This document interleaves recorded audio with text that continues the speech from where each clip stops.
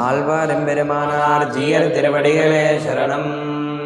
ஸ்ரீசைலேசதகாபாத்திரம் தேபக்யாதிகுணார்ணவம் யதீந்திர பிரவணம் வந்தே ரம்யஜாமாதரம் முனிம் லக்ஷ்மீநாதசமாரம்பாம் நாதயாமுனமத்யமாம் அஸ்மதாச்சார்யபர்யந்தாம் வந்தே குருபரம்பராம் யோ நித்யமச்சுதபதாம் புஜயுக்மருக்ம व्यामोहदस्तदितराणि तृणाय मेने अस्मद्गुरोर्भगवतोऽस्य दैकसिन्धोः रामानुजस्य चरणौ शरणं प्रपद्ये मातापिता युवदयस्तनया विभूतिः शरणं यदेव नियमेन वदन्वजाना आद्यस्य न कुलपतेर्वकुलाभिरामं श्रीमत्तदङ्करीकलं प्रणमामि मूर्ध्ना भूतं शरस्य महदात्मजपट्टनाथ श्रीभक्तिशालकुलशेखर योगिवाहान् भक्ताग्रजेन पदकाल यतीन्द्रमिश्रान् श्रीमत्पराङ्कुशमुनिं प्रणतोऽस्मि नित्यम्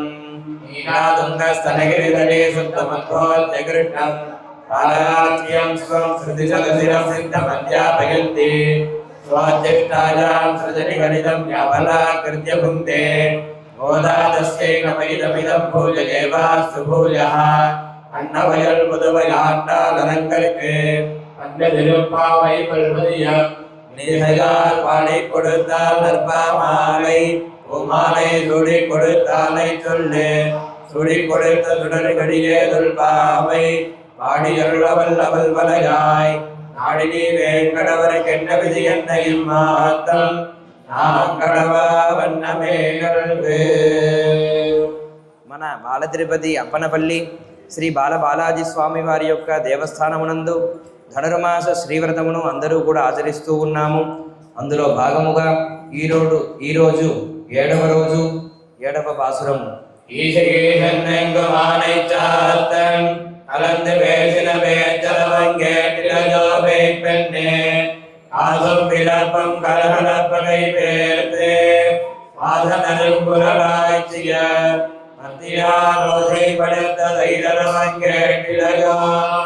நாயக பெண் பிள்ளாய் நாராயணன் மூர்த்தி கேசவனை பாடவும் நீ கேட்டே கிடத்திலோ தேசமுடையாய் திரவேரோதன்பாய்.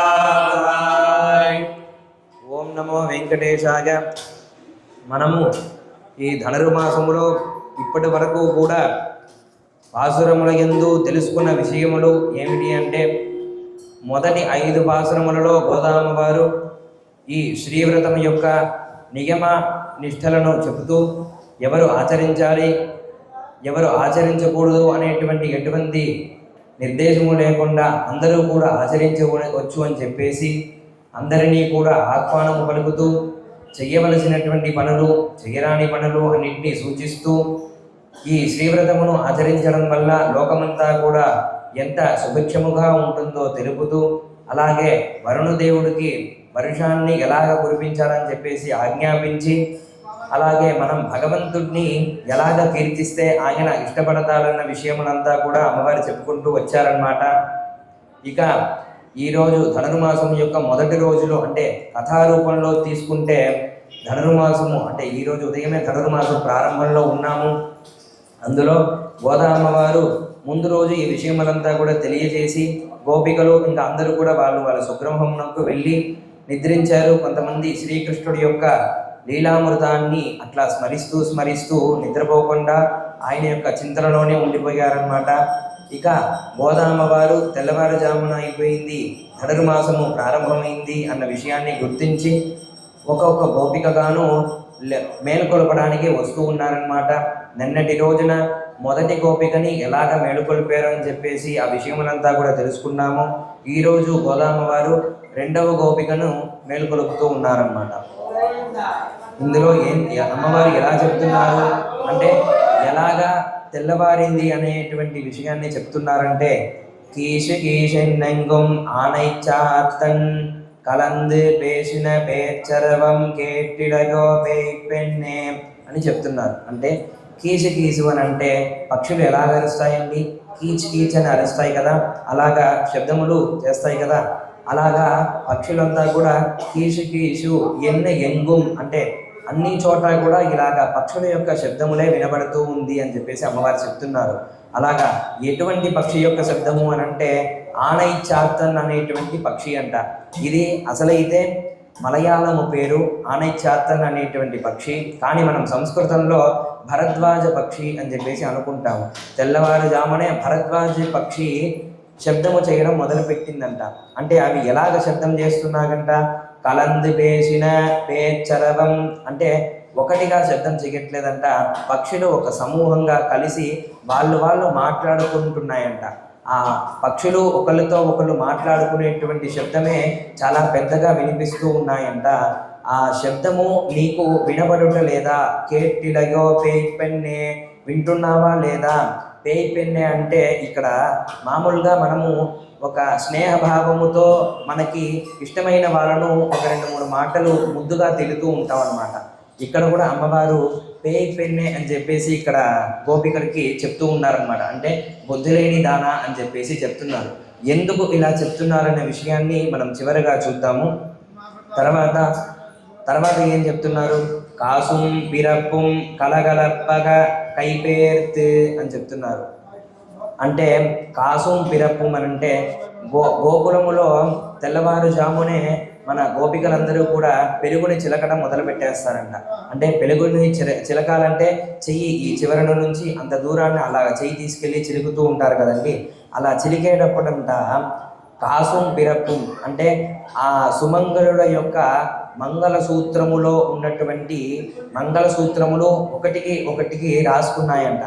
ఆ మంగళసూత్రములు ఎటువంటిదనంటే కాసుం పిరప్పుం అంటే వాళ్ళ అంటే అబ్బాయి తరపున నుంచి సమర్పించేటువంటి మంగళసూత్రము, తర్వాత పుట్టింటిలో నుంచి సమర్పించేటువంటి మంగళసూత్రము, ఇలాగా 2 మంగళసూత్రములను ధరించినటువంటి ఆ సుమంగళుడు అలాగా పెరుగుని చిలికేటప్పుడు ఆ మంగళసూత్రము ఒకదాన్ని రాసుకొని శబ్దములు వచ్చాయంట.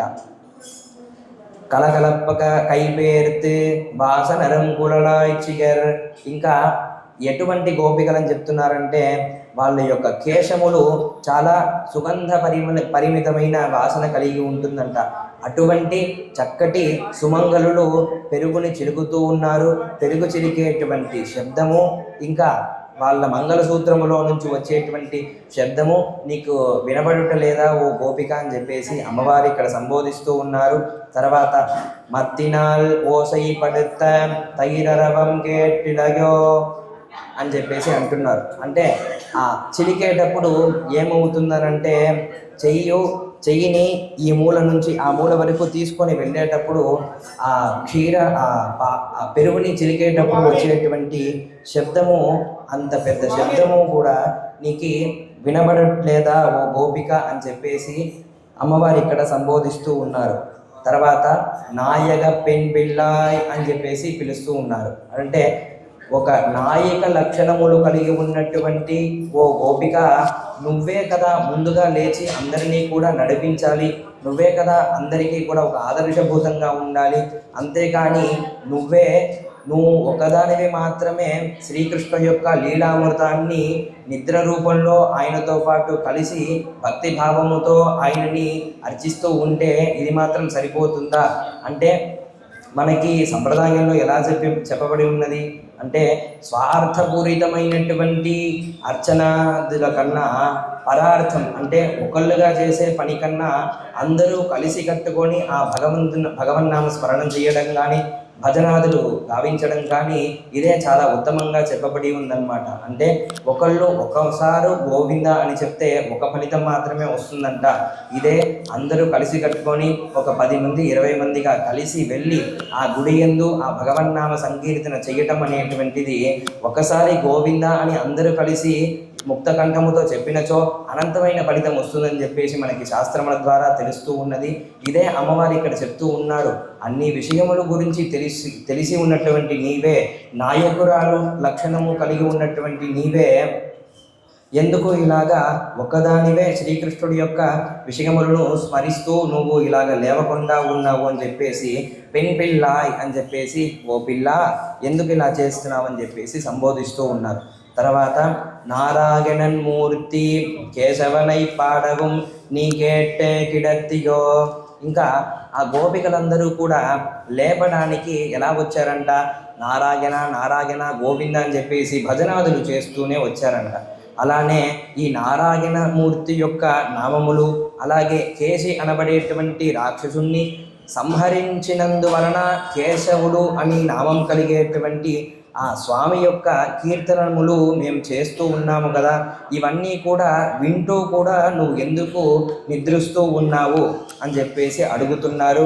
దేశముడగాయ్ తిరవేలో రెంబావాయ్, అన్నీ తెలిసిన నీవే ఇలాగ చెయ్యొద్దు, ముందు నీ ఇంటి తలుపులను తెరువు అని చెప్పేసి గోదా అమ్మవారు రెండవ గోపికని మేలుకొలుపుతూ ఉన్నారన్నమాట.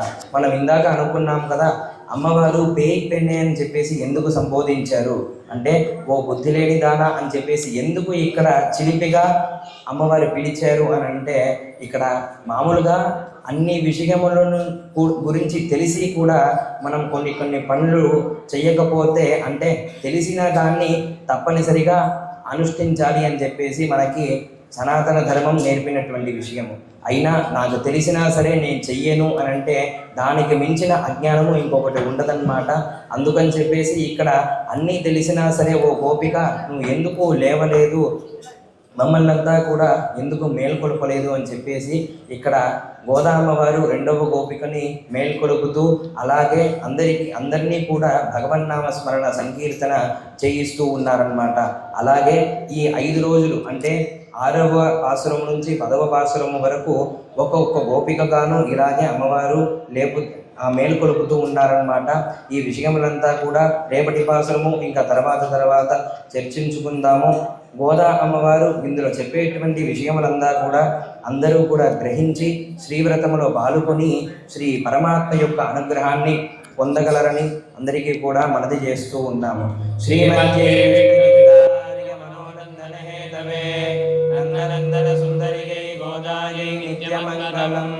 శ్రీయకాంతాయ కళ్యాణ నిధగే శ్రీ వెంకట నివాసాయ శ్రీనివాసాయ మంగళం.